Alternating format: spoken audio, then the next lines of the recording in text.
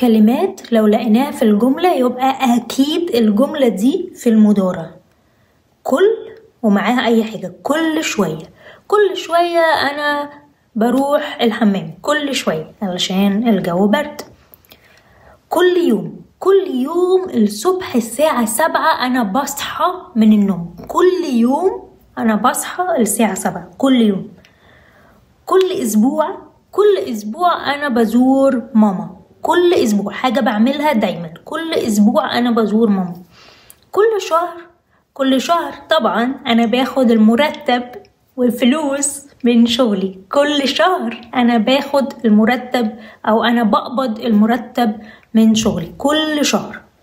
كل سنة أنا بروح أسافر البحر. كل سنة أنا بسافر لمكان فيه بحر كل سنة.